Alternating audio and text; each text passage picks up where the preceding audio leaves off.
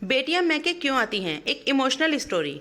खिड़की के पास खड़ी सिमरन सोच रही थी कि भैयादूज आने वाली है, पर इस बार ना तो माँ ने फोन करके भैया के आने की बात कही और ना ही मुझे आने को बोला। ऐसा कैसे हो सकता है? ऊपर वाला सब कुछ ठीक ही हो। अपनी सास से बोली, माँ जी मुझे बहुत डर लग रहा है, पता नहीं क्या हो गया, मुझसे कैसे भूल हो गई इस बार। सास ने इजाजत देते हुए कहा, कोई बात नहीं बेटा, तुम एक बार खुद जाकर देखाओ। सास की आज्ञा मिलने भर की देर थी कि सिमरन अपने पति के साथ मैके पहुंच गई, परंतु इस बार घर के अंदर कदम रखते ही उसे सब कुछ बदला हुआ सा महसूस हुआ। पहले जहां उसे देखते ही माँ पिताजी के चेहरे खुशी से खिल उठते थे, इस बार उन पर परेशानी की झलक साफ दिखाई दे रही थी। पहले भाभी उसे देखते ही दौड़ी चली आती और प्यार से गले लगा देती थी, फिर इस बार दूर से ही हल्की सी मुस्कान दे डाली। भैया भी बहुत ज्यादा खुश नहीं दिखे। सिमरन ने जैसे तैसे एक रात बिताई, परंतु अगले दिन जैसे ही उसके पति उसे मैके छोड़ वापस गए, उसने अपनी माँ से बात की। तब उन्होंने बताया, इस बार कोरोना के चलते भैया का काम बिल्कुल बंद हो गया है, ऊपर से ये समस्याएं, बस इसी वजह से थोड़ा सा वो परेशान रहते हैं। सिमरन बोली, कोई बात नहीं माँ, ये मुश्किल दिन भी निकल जाएंगे, आप चिंता ना करो। शाम को भैया भाभी आपस में बातें कर रहे थे जो सिमरन ने सुन ली।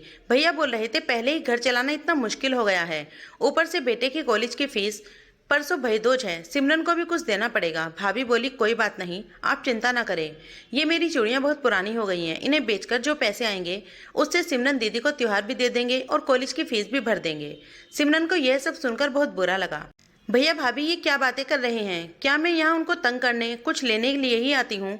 वह अपने कमरे में आ गई। तभी उसे याद आया कि शादी के कुछ समय पहले जब वह नौकरी करती थी तो उसने बड़े शौक से अपनी पहली तनख्वाह लाकर पापा को दी थी। तब पापा ने कहा था, ये पैसे अपने पास ही रख लो बेटा, मुश्किल वक्त में काम आएंगे।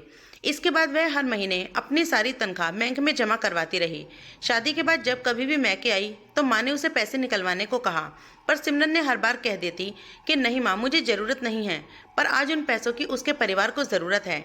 वह अगले दिन ही सुबह भतीजे को लेकर बैंक गई और सारे पैसे निकलवाकर पहले भतीजे की कॉलेज की फीस जमा की और फिर घर का जरूरी सामान खरीदकर घर वापस आ गई।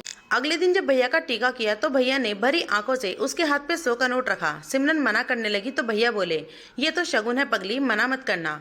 सिमरन बोली, भैया बेटियां मैके शगुन के नाम पर कुछ लेने नहीं, बल्कि अपने माँ बाप की अच्छी सेहत की कामना करने, भैया भाभी को माँ बाप की सेवा करते देख ढेरों दुआएं देने और बड़े होते भतीजे भतीजियों की नजर उतारने आती हैं। जितनी बार मैके की दहलीज पार करती हैं, ईश्वर से इस दहलीज की सलामती की दुआ मांगती हैं। जब मुझे देख माँ बाप के चेहरे पर रौनक आ जाती है, भाभी दौड़कर गले लगाती हैं, आप लाड करते हो, मुझे मेरा शगुन मिल जाता है। अगले दिन सिमरन ने मैके से विदा लेकर ससुराल जाने के लिए जैसे ही दहलीज से पार कदम रखा कि भैया का फोन बज उठा। उन्हें उनके व्यापार के लिए बहुत बड़ा ऑर्डर मिल गया था। वे सोचने लगे, सचमुच बहन बेटियां मैके कुछ लेने नहीं बल्कि अपनी बेशकीमती दुआएं देने आती हैं। जब वे घर की दहलीज पार कर अंदर जाती हैं तो बरकत भी अपने आप ही भीतर चली आती हैं। हम बहन बेटी के दिल की तमन्ना होती है कि उनका मैके हमेशा खुशहाल रहे और तरक्की करे। मैके की खुशहाली देख उसके अंदर एक अलग सी ताकत भर जाती है, जिससे उसे अपने जीवन में पेश आने वाली मुश्किलों का वो डटकर सामना कर पाती है। भैया की आंखों में खुशी के आंसू बहने लगे थे। दोस्तों, कहानी कैसी लगी कमेंट करके जरूर बताइएगा। कहानी पसंद आए तो वीडियो को लाइक शेयर कमेंट और चैनल को सब्सक्राइब करना। वीडियो पूरा देखने के लिए बहुत बहुत शुक्रिया।